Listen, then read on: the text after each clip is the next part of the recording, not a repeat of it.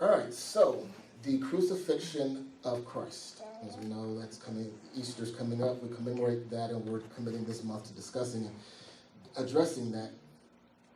I want to take a look at it from a different standpoint, and that is from the politics of why Christ was crucified. What is the typical story or the general story that we are told about the crucifixion of Christ and why he was put to death? From your Easter speeches and everything, what do you know about the reasons for Christ's crucifixion? I see. Go ahead. Because he was claiming to be the Son of God, because they didn't actually believe him. Because he was claiming to be the Son of God. Anybody else heard anything? He was sold out. He was sold out by who? Why? Because Jesus said. That's an interesting answer. Why did Judas think he was doing it?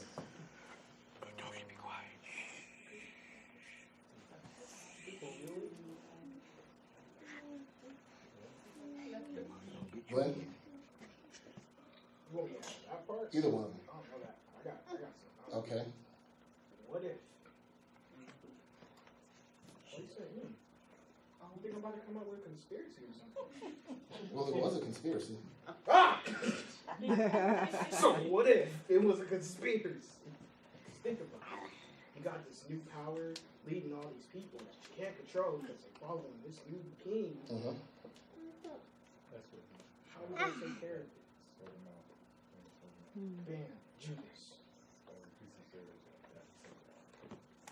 Well, he died to be a sacrifice for our sins. That to be sacrificed for our sins, okay?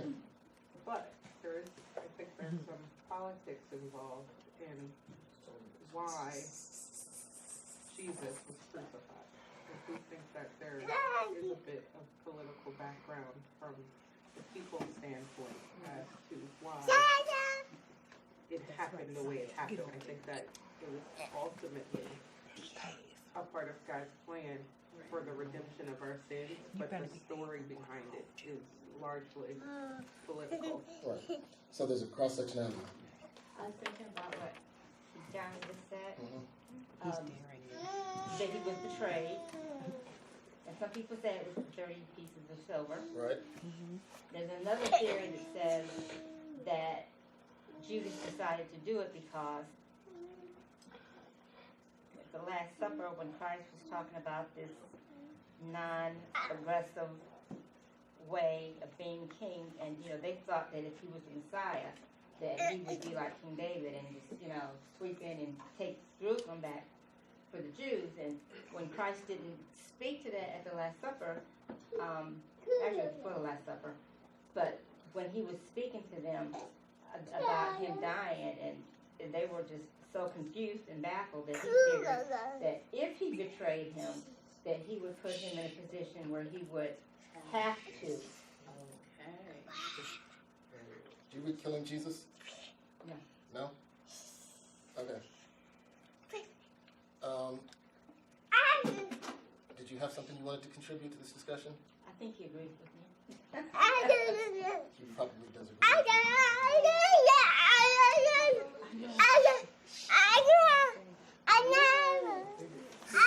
So, Happy? That's exactly what it is. the it was a conspiracy. He was crucified as a sacrifice for us. There's a lot of different things at play here, but the story does not often get well examined or well dealt with, and so we want to deal with why people decided to put Christ to death. Because if you think about the life of Christ, you have somebody who is healing the sick, raising the dead, rebel rouser, healing the sick, raising the dead, feeding hungry people, having compassion on people, and he gets executed. And how does somebody like that get arrested and executed in less than 12 hours? Not only executed, but executed by crucifixion, which is the equivalent of capital murder. It's not like they just took him off and killed him in the background. They made him a capital criminal by the means of his crucifixion. One of the things that's interesting and that we may get into when we do an Easter sermon is the transformation that happens at the cross, whereas at one point the cross was a sort of symbol of guilt, sedition, murder. It becomes to us a symbol of resurrection, redemption, and there's a transformation that happens there. There's this intersectionality that happens at the cross. But we want to examine the motivation and what was actually driving this happening. Essentially, what you had was three players. We have the Roman government. You have Pharisees.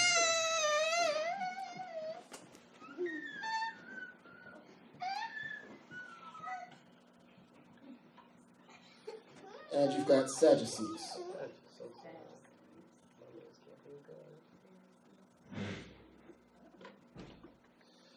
Anybody tell me anything about any of those groups?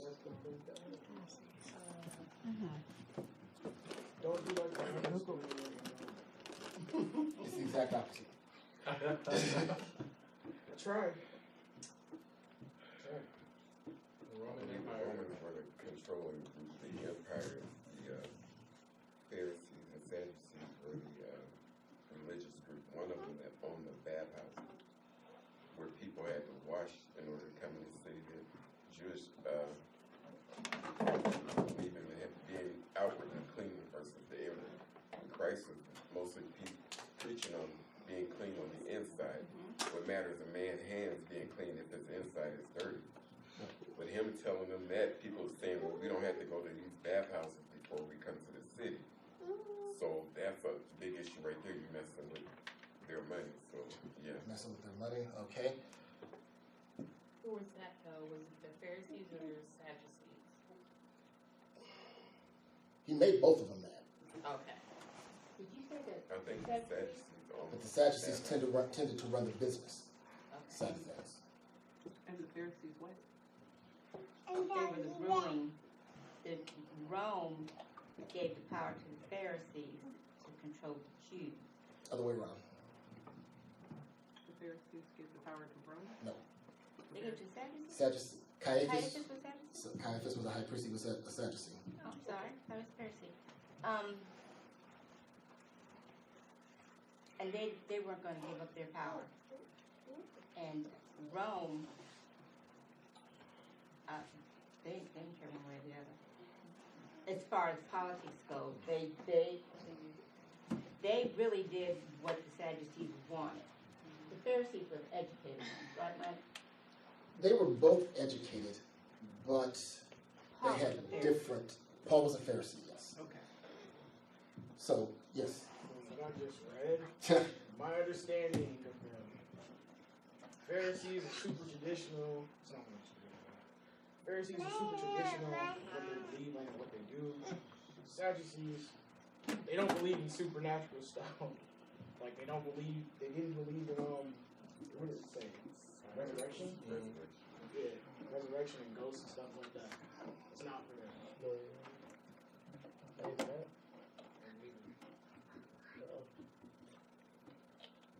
And we're going to get into this stuff because these are the players, these are the people that decided this Nazarene who was working in Galilee was a big enough threat that he needed to be executed.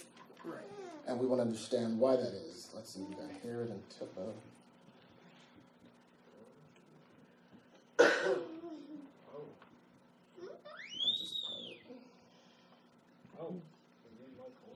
So Yes? Jesus was a political threat based on his following? Based on his... that's a complicated question, and one we're going to get into. I can't give you a 2-minute answer to that one because it gets complicated. Who knows where Pharisees and Sadducees came from? We'll get there. To your Where they question. come from? The desert. Great answer. They lived in the desert. But they were not always Pharisees and Sadducees. No, and that's a very good answer, but that's one of the things that we're going to get into. Were they Levites? No, they were not. The priesthood was severely corrupted by the point that we're at here. So, That's one other group. there were two other groups, maybe three. The Sanhedrin court we'll get to the Sanhedrin court by next week, probably. But you had the Essenes, you also had the Zealots. But They were the ones that were trying to have an uprising. Everybody was trying to have an uprising then. It was just a question of when and what kind. Well, around that time period. Around that time period, you had everybody trying to have an uprising, one way or another. The ones who were least likely to go along with an uprising were the Sadducees. Because they were in power. Because they had political ties to the Roman government. Okay. So this is the kind of stuff that we're going to try to reconstruct here. And today we're going to get into what happens between the last page of the Old Testament and the first page of the New Testament. You turn the page and you think, okay, well, it's the New Testament. Realistically, you have 400 years that pass between the last page of the Old Testament and the first page of the New Testament. And the reason that's important is because it shapes the political landscape that Jesus ministered in. So today we're going to get into what happened in between the last page of the Old Testament and the first page of the New Testament and real high-level stuff. Next week, we're going to talk about the political world that Jesus ministered in. And then we're going to look at the trial. So between the 3 days, we're going to cover what the politics were and what Jesus did that got him in so much trouble. Did you look up the Sanhedrin? No, I was trying to find a period in between, but it's not on here. There's a lot of things that happen in between there. You want to look up the Hellenistic Reformation, the Maccabean Revolt, the Hasmonean Dynasty, and... I just bring my Bible. It's not on this Bible. No. So some of the stuff we're pulling comes from my Bible, some of it comes from some historical research, but just to get a feel for where did we get this triumvirate, Rome, the Sadducees, and the Pharisees, how did these folks come about? Because the last place we left, actually, the timing is pretty good. When we were in Nehemiah, we were in the last historical book of the Bible. This thing's ringing a little bit, so I'm going to turn it down. But when we were in Nehemiah, we were in the last historical book of the Bible, and at that point in time, Persia was in charge.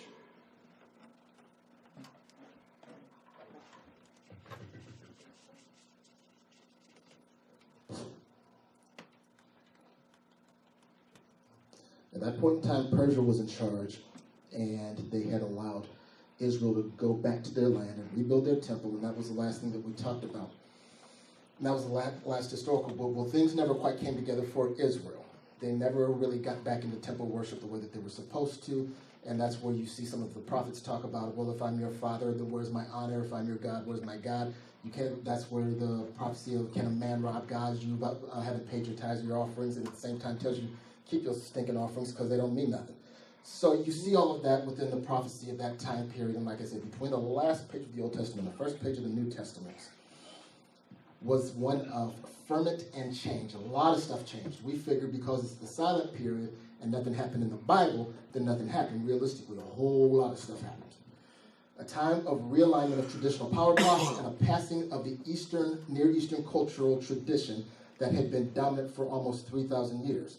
So whereas we have been talking about the cultural perspective of the Hebrews, especially when we were doing Genesis and dealing with that worldview, there's a massive cultural shift that happens over those 400 years. In biblical history, the approximately 400 years that separate the time of Nehemiah from the birth of Christ are known as the intertestamental period, 433 BC to about 5 BC. Sometimes called the silent years because of the absence of prophetic revelation.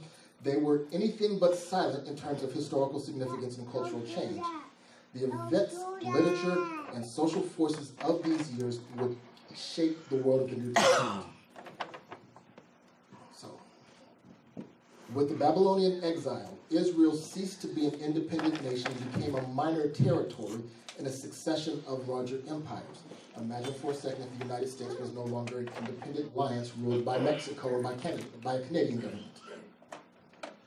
Israel was no longer its own country. They didn't have their own laws. They didn't have their own rules. They were a territory of another country. It went from Babylon to Persia and then eventually to Greece. Very little is known about the years of Persian domination because the Jewish historian Josephus, AD 37 to 100, our primary source for intertestamental period, all but ignores them. There is a Jewish historian that any Bible scholar should be familiar with. If you're not a Bible scholar, you have no reason to be familiar with him, by the name of Josephus. He's one of the few, he's not mentioned anywhere in the Bible, but he is one of the few credited Jewish historians that actually maintain historical records that detailing what happened, and a lot of our information comes from his accounts. With Alexander the Great's acquisition of the Holy Land, Alexander the Great was Greek, a new and more insidious threat to Israel emerged. Alexander was committed to the creation of a world united by Greek language and culture, a policy followed by his successors. This policy is called Hellenization. And it had a tremendous impact on the Jews. Just to give you, so whereas once the Jews had their own culture, and even under Babylon and Persia, you still had a Middle Eastern culture at play there. In comes Greece, and Greece takes over the Persian Empire, and you have them try to implement their culture on Israel. The Hellenistic period covers a period of Mediterranean history between the death of Alexander the Great and the emergence of the Roman Empire. The ancient Greek word Hellas is the original word for Greece, which the word Hellenistic was derived from. After Alexander the Great's invasion of the Persian Empire in 330 and its disintegration shortly after, the Hellenistic kingdoms were established throughout the southwest, the Seleucid Empire, Northeast Africa, and South Asia. The Hellenistic period was characterized by a new wave of Greek colonization which established Greek cities and kingdoms in Asia and Africa and resulted in the export of Greek culture and language to these new realms spanning as far as modern-day India. Equally, however, these new kingdoms were influenced by indigenous cultures adopting local practices where beneficial, necessary, or convenient. Hellenistic culture thus represents a fusion of ancient Greek world with that of the Near East, Middle East, and Southwest Asia. This mixture gave rise to a common Attic-based Greek dialect known as Koine Greek, which became the lingua franca, or the common language throughout the Hellenistic world. Anybody ever heard of Koine Greek before? It is the language that everybody spoke. You had some, because you had India, you had Southeast Asia, you had Persia, you had all these people. Eventually, they developed a language called Koine Greek, which was a common Greek, kind of a street derivation of a bunch of different stuff that everybody spoke. As a matter of fact, there was a church that was operating at what used to be Perkins Middle School, called Koine Apostolic Church, or something along those lines, the Greater Koine Apostolic Association. And I looked at that name, and because I'm me, wondered, why are they doing that? Do they know that Koine is a language, not a denomination? But let's move on. The rule of the Ptolemies during this period of Hellenization, the rule of the Ptolemies was considerate of Jewish religious sensitivities, but in 198 BC, the Seleucids took control and paved the way for one of the most heroic periods in Jewish history. The earliest Seleucid years were largely a continuation of the tolerant role of the Ptolemies, but Antiochus IV Epiphanes, whose name means God made manifest, and who ruled from 175 to 164, changed that when he attempted to consolidate his fading empire through a policy of radical Hellenization. While a segment of the Jewish aristocracy had already begun to adopt Greek ways, many Jews were outraged. Antiochus's atrocities were aimed at the eradication of Jewish religion. He prohibited some of the central elements of Jewish practice, attempted to destroy all the copies of the Torah, the Pentateuch, and required offerings to the Greek god Zeus. His crowning outrage was the erection of a statue of Zeus and the sacrificing of a pig in the Jerusalem temple itself. So Antiochus takes over, says you can no longer practice Judaism, we're not doing temple sacrifices, you will have to sacrifice to Zeus, and we're going to kill a pig on your altar just to let you know how unimportant your altar is. That's severely disrespectful. If you know anything about Greeks and pigs, or Hebrews and pigs, it's you don't touch them. They are defiled, they're filthy, and they wouldn't sacrifice a pig on their altar. All while trying to change the Greek culture, or the Hebrew culture, over your Greek culture. The nearest analog to that you're going to see is in modern history that we're familiar with is the colonization of African nations.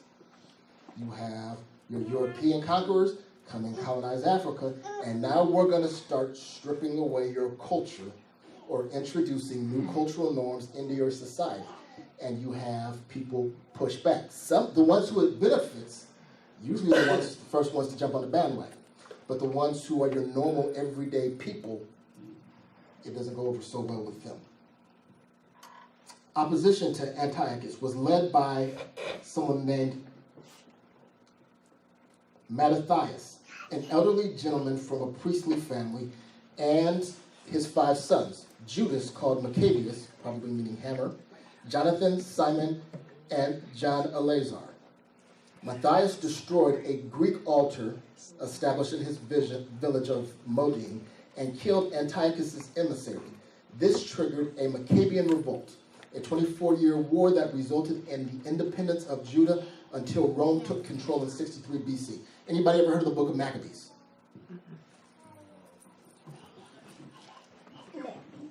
If you have only ever looked at the King James Bible, you've probably never heard of it. If you've spent most of your time in an apostolic church, you've probably never heard of it. But it's not a history book. It's a historiography of the revolt that we're talking about right now, where Maccabees, or the Maccabeans, Judas and his sons and Matthias, pushed back against the Greeks who were trying to destroy their religion and take back over their own country. That's where the term Maccabean revolt comes from. It's very big in Jewish history. If you ever read a Jewish Bible, it's huge because this was one of their most heroic time periods where somebody's trying to eradicate their culture. Marcus Garvey-ish type of situation. We're pushing back, we're fighting back. And they actually won and managed to break free of the Greek rule. In the narrative of the first Maccabees, after Antiochus IV issued his decrees forbidding Jewish religious practice, a rural Jewish priest from Modin, we just talked about, Mattathias, the Hasmoneans, sparked a revolt against the Seleucid Empire by refusing to worship the Greek gods. Matthias killed a Hellenistic Jew that had stepped forward to take his place in sacrificing an altar, an idol. So you think, Mattathias is a priest. He's trying to maintain the purity of the Jewish religion and the Jewish way of worship. A Hellenistic Jew, somebody who had been converted to the Greek culture, tries to get up and take his place. He kills him. Wow. That's how serious they took this stuff. I wouldn't necessarily kill anybody that decided to try to take my spot in the pulpit. I just go try to get another pulpit, maybe in another building. They killed him. Oh, no, man. Afterwards, he and his 5 sons fled to the wilderness of Judah. After Mattathias' death about 1 year later in 166 BC, his son Judah Maccabee led an army of Jewish dissidents to victory over the Seleucid dynasty in guerrilla warfare, which at first was directed against Hellenized Jews, of whom there were many. So you've got this split in the Jewish culture now. You have Hellenized Jews and you have traditional Jews. You have some folks that buy into the Greek culture. They are bringing in their philosophy. They're bringing in their math. They're bringing in their art. They're bringing in their technological advancements. And all of this seems to be phenomenal. Running water and pulleys and lever systems that they had never seen. And they're all for, this Hellenization. This is superior culture. They love it. And then over here you have the traditional folks that say, this is not how we live. This is not us. This has never been us. We are the people of Yahweh. We're the people of the covenant. We're not worshiping our God plus somebody else's God. We're not allowing these things. And there is a split in the culture what did you talk about? The lunch letters. Where you have a divisiveness that's being inbred into the culture over time. Maccabees destroyed pagan altars in the villages, circumcised boys that weren't circumcised, forced Hellenized Jews into outlawry. The term Maccabees used to describe the Jewish army is taken from the Hebrew word for hammer. So not only did he fight against the Greeks, but also against the Jews who wanted to adopt Greek practices. The revolt itself involved many battles in which the light-quick and mobile Maccabean forces gained notoriety among the slow and bulky Seleucid army, and also for their use of guerrilla tactics.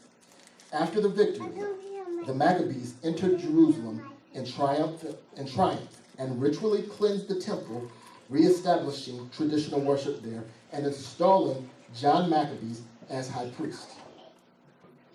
So by this point, or at this point, and you could probably say earlier, if you were to really study it out, you might say earlier, but at this point, the priesthood was no longer Levitical. Right.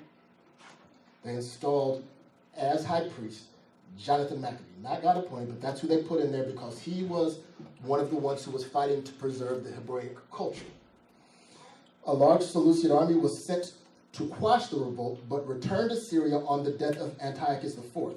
Beforehand, Judas Maccabeus made an arrangement with Rome and became allied, tying the hands of the weaker Seleucid Empire. Its commander, Lysias, preoccupied with internal Seleucid affairs, agreed to a political compromise that restored their religious freedom. So the Jews got freedom from the Hebrews by making a political alliance with the Romans, who by this point were bigger, were stronger, and backed up Jonathan Maccabee's right to the priesthood. So all of a sudden, we're not talking about a religious establishment anymore. We're talking about a political establishment. That begins the Hasmonean dynasty that we talked about before. Because they were all Hasmoneans. That was the family that led the Maccabean revolt. The Hasmonean dynasty, the victory of Matthias' family was a hollow one, however. With the death of his last son, Simon, the Hasmonean dynasty that they founded soon evolved into an aristocratic, Hellenistic regime, sometimes hard to distinguish from that of the Seleucids. During the reign of Simon's son John Hyrcanus, the Orthodox Jew who had supported the Maccabees, fell out of favor. With only few exceptions, the rest of the Hasmoneans supported the Jewish Hellenizers. The Pharisees were actually persecuted by Alexander Jannaeus. So this is first mentioned in that we've had the Pharisees so far. Let me back up, slow down. Questions, comments, thoughts? Everybody just kind of processing what we're talking about? So they win the war, now they have to have the peace. How do we live together as a mixed society? Do we live together as a mixed society? Some folks like the Hellenistic stuff, other folks don't like the Hellenistic stuff. Usually in these situations, your traditional folks tend to eventually get toppled over. And you see it in all kinds of cultures. Ours is the American culture, no different. The ones who want to progress, the ones that are more advanced, the ones that are interested in technology. We like our iPhones, we're not unplugging, we don't care about government oversight as much as we do about being able to look up things on Wikipedia. So if that's what they want to do, we're just going to roll with it and even forget about freedoms and whatever else. We're just going to, it makes our lives easier, so we're going to go with that. You started to see that same degradation and collapse within these folks. It's easy to fight against something. It's harder to maintain an establishment. That is human nature. When you're fighting against something, when you're in active opposition from without, you can push against that, but when it comes time to discipline yourself, and this is a life application principle, when the problem is not outside, but actually you, and what's more comfortable for you, and it's not them oppressing you anymore, it's the seeds of dissension that they sowed within you that you have to figure out how to overcome. That's when a lot of times things begin to fall apart. That's what happened here. Eventually it collapsed into a civil war. So the Hasmonean dynasty, the Hasmonean family, ran things for a while, but eventually it collapsed into civil war. Began when the high priest Hyrcanus II, which was a supporter of the Pharisees, was overthrown by his younger brother Aristobulus II, a supporter of the Sadducees. So we talked about Pharisees and Sadducees. At one point, the Pharisees did run things around, but eventually there was a civil war, and the high priest that replaced the Pharisaical supporter was a supporter of the Sadducees.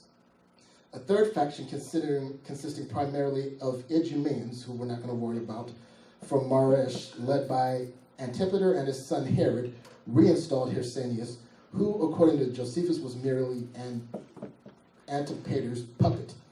In 47 BCE, Antigonus, the nephew of Hyrcanus II and son of Aristobulus, asked Julius Caesar for permission to overthrow Antipater. Caesar ignored him, and in 420 or 42 BCE, Antigonus, with the aid of Parthians, defeated Herod. Antigonus ruled only for 3 years until Herod, with the aid of Rome, overthrew him and had him executed. Antigonus was the last Hasmonean ruler. So we have a civil war where power changes from the people that are more interested in purity to the people that are a little bit more interested in progress. And of it, everybody know the name King Herod? Mm-hmm. King Herod is the one who ultimately ended the civil war by taking over the region. This is how he came into power, which takes us to the New Testament when we get there. But as you heard, we've got a clash between Pharisees and Sadducees. Without understanding who the Pharisees and the Sadducees are, kind of doesn't mean a lot. So amongst this cultural revolution, you had a few different sects, S-E-C-T-S, of religions emerge, or thought processes, not religions, but thoughts and schools of doctrine. Same way you have 18 different versions of the Baptist. You got a few different versions of this Judaism that's starting to emerge. The Pharisees, after defeating the Seleucid forces in the Maccabean Revolution, John Maccabeus, nephew of John Hyrcanus, established a new monarchy in the form of the priestly Hasmonean dynasty in 152 BCE, thus establishing priests as political as well as religious authorities. So the priesthood is no longer a priesthood, it is a political office, and it was originally taken over by John Hyrcanus, which was the first priest who was installed there. Although the Hasmoneans were considered heroes for resisting the Seleucids, their reign lacked legitimacy conferred by the Davidic dynasty of the First Temple era. The Pharisee, or Separatist party, emerged largely out of the group of scribes and sages.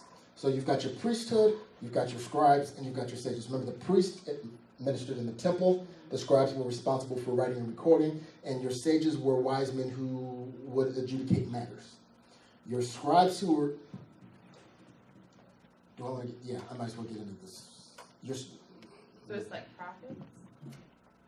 No, sages were not prophets. Prophets were prophets. That was its own discipline too. Okay. But in terms of figuring out how does the law apply to life and what should I do in situations to stay within compliance with the law, they would advise. Okay. You're like mediators. Yes. Okay. Like mediators. Did you say anything about the Sanhedrin? Not yet.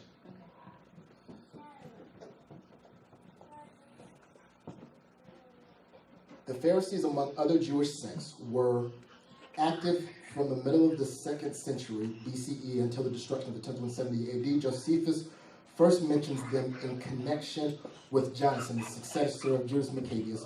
One of the factors that distinguished the Pharisees from other groups prior to the destruction of the temple was their belief that all Jews had to observe purity laws, which applied to temple service outside of the temple. The major difference, however, was the continued adherence of the Pharisees to the traditions of the Jewish people in the face of assimilation. As Josephus noted, the Pharisees were considered the most expert and accurate expositors of Jewish law. During the Hellenization of, during the Hellenistic Reformation, something emerged called the Septuagint. Anybody ever heard of that? No. The Septuagint is a Jewish Bible. Okay?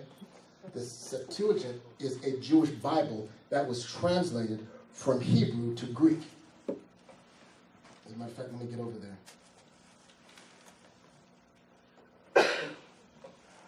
Jewish tradition says that 72 scholars under the sponsorship of Ptolemy Philadelphus were brought together on the island of Pharos near Alexandria, where they produced a Greek translation of the Old Testament in 72 days. Now, if you want to go even further into Greek mythology, or Hebraic mythology, supposedly these 72 scribes all went in 72 different rooms and came out with the exact same translation. Do I believe that? Absolutely not. But that's what they say. That was their mythology for the inerrancy of the Septuagint. How do we, because we understand anytime you translate a book, especially across cultures, some stuff gets flubbed up. Some stuff gets lost in translation. As a matter of fact, the beginning of this Bible has an entire list of words that exist in the Hebrew that do not translate into English, that you will find in the Bible. They don't translate. The concepts don't translate into English. Let me see if I can find it.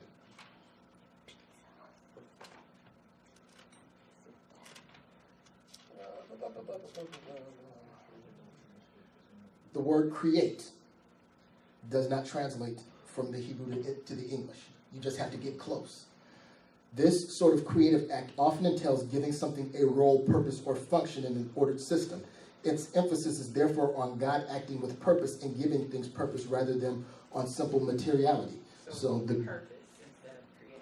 right, form, function, and identity are the processes involved in the term creation from the Hebraic standpoint. From our standpoint, the word create means the material origin of it. Right. So the concept, the word create, does not exactly translate back to the Hebraic term create. Which could in turn change Yep. what it actually means. And what it's intended. So, since you've mentioned that, and we're on the word create, when it talks about God creating the heaven and the earth, it is not talking about God initiating the material substance of it. It's not speaking to that whatsoever.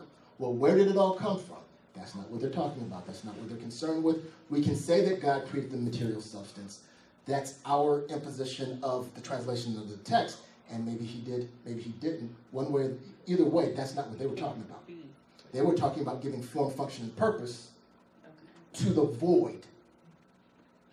They weren't concerned with the material existence of it. So you get the Septuagint, which is translating from Hebrew, and our culture is Greek-based, by the way. Our entire thought process, the way we approach things, derives from this Hellenistic Reformation that was taking place not just in the Middle East, but throughout the entire Western European and some of the Eastern Asian territory. The Septuagint quickly became the Bible the Jews used outside of the Holy Land, who, like Alexandrians, no longer spoke Hebrew. So you did have an issue. They had been in captivity for 100-something years, and I talked about this last Sunday. Some of them, the reason you had to have it read and then translated and explained was because some of them didn't speak Hebrew. The language was lost. You had it in this archaic language. Let's translate it over into Greek. It would be difficult to overestimate its influence. It made the scriptures available to both Jews who no longer spoke their ancestral language and to the Greek-speaking world. It later became the Bible of the early church. Also, its widespread popularity and use contributed to the retention of the Apocrypha by some branches of Christendom. So you've got this newly translated Bible, Septuagint, Hebrew to Greek. You have Greek culturization or enculturation of some Hebrews. We get to a verse in the Septuagint, and you've got what the Greek philosophical perspective says it should mean, and you have what the tradition of the Hebrews had been. Which one is the right one? Does the Bible mean what we have always understood it to mean, or does it mean what these folks who translated our Bible and tell us what it's supposed to mean, does it mean that? Do we take things from the Hebraic or cultural perspective of the tradition that we were told about, or do we take things from the cultural perspective of these people who just took us over? Pharisees, Sadducees. The Pharisees were more inclined to resist cultural reinterpretation, ergo separatists. They were to resist, more inclined to align themselves with the traditions and the oral traditions that hadn't been written down yet, and try to maintain the purity of the culture and the purity of the biblical interpretation. The Sadducees, on the other hand, rejected the oral law as proposed by the Pharisees. Rather, they saw the written Torah as the sole source of divine authority. So we don't care about what the oral law has been that has shaped the way we understand it. We just care what's on the page. If I'm a Sadducee, I'm worried about what's on the page, and I only accept the Torah as authority.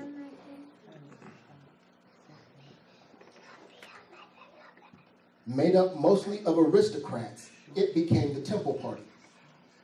So the Sadducees ran the temple. It was your rich people, your aristocracy, your priests, your privileged, the ones that were making out by the Hellenization. That's why they were more apt to go along with it. The written law and its depiction of the priesthood corroborated the power and enforced the hegemony of the Sadducees in Judean society. According to Josephus, Sadducees believe that there's no such thing as fate. God does not commit evil. Man has free will, free choice of good or evil, that the soul is not immortal. This is big when you start reading some of the things that Jesus did and why he was a problem with the Sadducees. The soul is not immortal and there is no afterlife, and there is no reward or penalty after death. The Sadducees did not believe in the resurrection of the dead, but believed in the traditional Jewish concept of Sheol for those who had died. So if you look through the life of Jesus, one of the things that you will find is that after the Sadducees, some of them didn't start to want Jesus dead until after Jesus raised Lazarus. Okay. That's what I was gonna say. How are you gonna prove? How are you gonna say you don't? Right. He proved. We got to kill him and we got to kill Lazarus. Lazarus didn't do nothing. He just got up because he was told to get up. But after that, there was a conspiracy. Folks, we need to figure out how we're going to kill him and kill Lazarus. Fortunately for them, there was no Twitter, so you couldn't just pop up pictures. It had to get out. But for them, we got a problem. Let's see here. What else do we have? The Pharisees, we've done it with that. Although they were compared.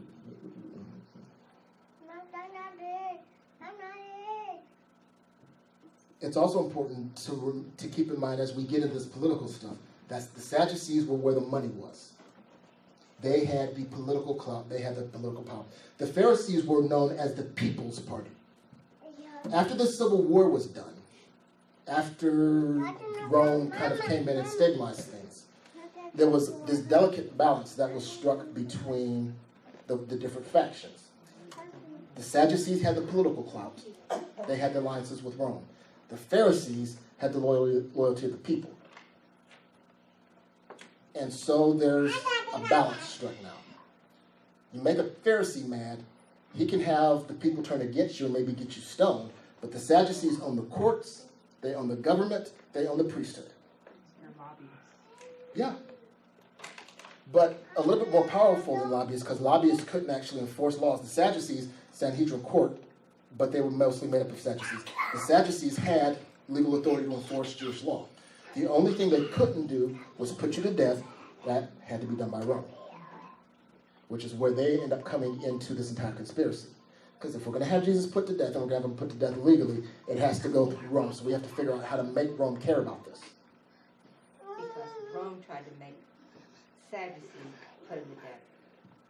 Yeah, eventually they try to kick it back and forth. Right, they did kick it back. And the appeal to Caesar, we'll get there next week. I don't want to get ahead of myself. No, you're fine. But Caesar Augustus believed himself to be the Son of God. That was one of his titles. So when there's... Caesar Augustus had, one of his titles was Son of God. So when Jesus says Son of God, and the Sadducees want to cause fermentation, what do you mean when you say Son of God? Because Caesar's Son of God. From the Roman perspective, the Sadducees don't believe that. The Pharisees don't believe that. But can we play this in a way that's going to get them involved? So, as a committing treason. Maybe. I mean, that's what he was executed for. So Pharisees versus Sadducees.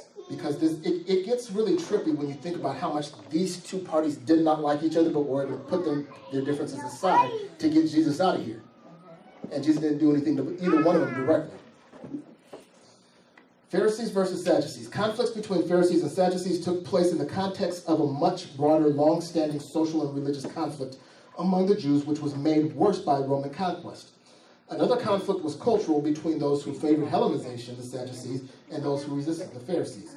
The third religious between the a third was juridical religious between the two, between those who emphasized the importance of the second temple with its rites and services, and those who emphasized the importance of the Mosaic law.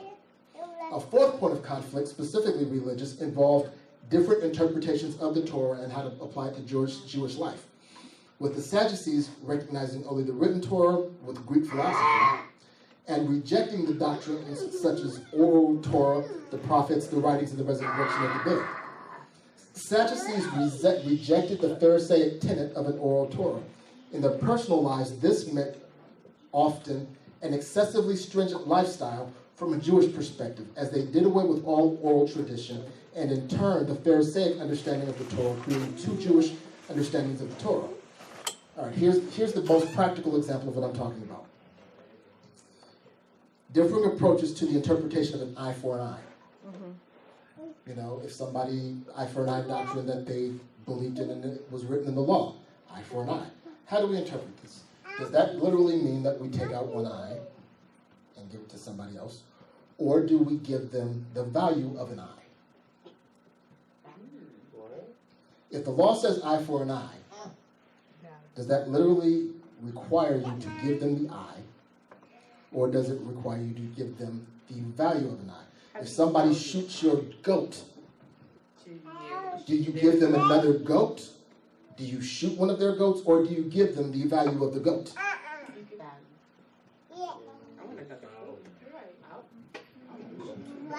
Maybe that one too.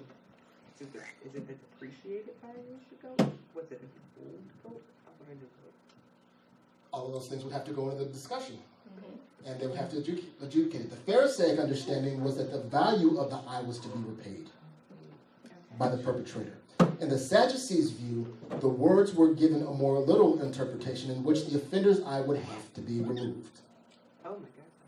From the point of view of the Pharisees, the Sadducees wished to change the Jewish understanding of the Torah to a Greek understanding of the Torah. That's where that comes from. The Greek perspective is philosophical and literal. And this is a law, and the words of the law say eye for an eye, so the eye has to go.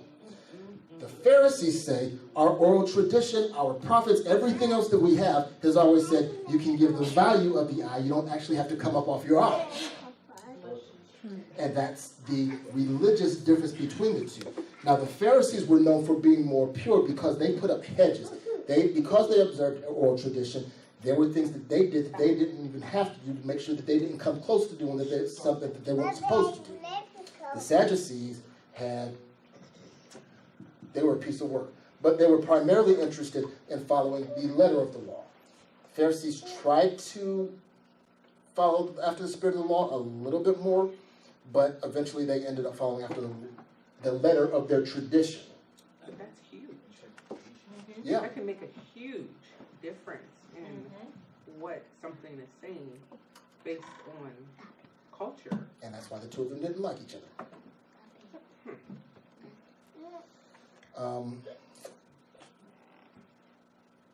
Now, where was Jesus between these two? The common sense point. Why?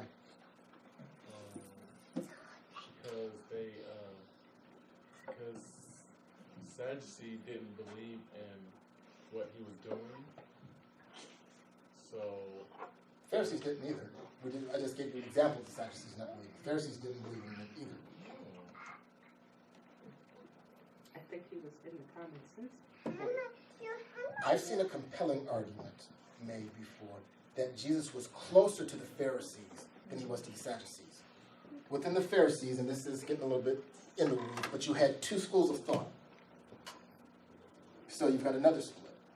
There was one guy named Rabbi Hillel and another guy named Rabbi Shammai.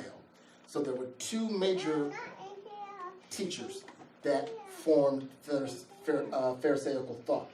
And most of Jesus' teachings, when he's teaching on things, come closer to his school of thought. What was his name again? Hillel. That's where, you remember when I did the thing on divorce before? That came from his perspective. So, whether or not he was not, we don't have anything recorded saying he was a Pharisee. But looking at his teachings and the standard teachings of the Pharisees, his doctrine was closer to these folks. But yeah, it's a huge difference. Right. Because all we know is the Pharisees put Jesus to death. Yeah, they put him to death. But he was closer to them, but a threat to them. Because he pointed out the stuff that they were getting wrong. Like I said, you've got the Sadducees who say letter of the law. You've got the Pharisees who say tradition and the letter of our Torah, or of our oral tradition. There's a thin line of hypocrisy that stands between the two sides. They've got less laws than these folks do. They follow their laws more strictly, or more literally. These folks have a broader interpretation, but have all of these addendums that they expect you to follow. These folks think that you have to follow temple purity rituals outside the temple. These folks say you don't have to be bothered with that. It's only intended to be in the temple. So everybody's got issues. There is no right side of this. But this is the conflict. This is the conflict between your street person who's trying to make it work and your educated person that's trying to make it work. In our culture. Between the field and the house. And who's right and who's wrong. Exactly. So in comes Jesus. And doesn't deal with them directly. He just does what he does. And it calls everybody. And this is where you've seen me teach and you've seen me preach before. You can get yourself in more trouble doing nothing or doing something right than in taking sides, which is why most people prefer to try to take sides. Okay. So that's it for this. This is what happened in between the testaments. You've got all of this development here. Sadducees align themselves with Rome to get protection from the Greeks. The Pharisees go along with it because it keeps other people out of their business. And then we'll talk about what that actually looked like in practice in the days and times of Jesus and how that dealt with. Jesus wasn't the first person that they executed for trying to foment revolution. No, that was not. So we're going to get into what the world looked like next week. And then you'll understand more what was actually happening when they put Jesus to death. So I hope this was informative, gives you some things to think about.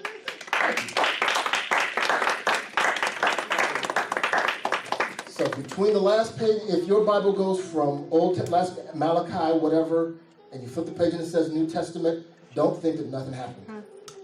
There's all kinds of stuff that happened. So, we got done 10 minutes early. We would have got done a little bit earlier than that if I wouldn't have babbled so much, probably about 15 minutes early. But hope you all are blessed. We will get back to this again next week. And next week is when it gets really interesting, in my opinion. Because there's all of this history.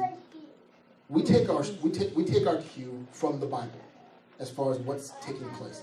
And we study the Bible. But there's so many things that are going on that we don't know about that inform what we see in these pages, that sometimes it's a shame that we don't have more history-oriented Bible discussions. Are we still going to be in the 400 years, or we're going to be past 400 years? We're going to be past 400 years. We're going to be more in Jesus' childhood and in what was actually happening within society during Jesus' childhood, and who these guys were and who this guy was, and why these guys and this guy ended up having to work together. And what did Jesus actually end up doing that made everybody mad enough to have to kill him? It had a lot to do with money. It had a lot to do with power. It had a lot to do with being worried about seeing an upset of the balance of power that was already existing within these three.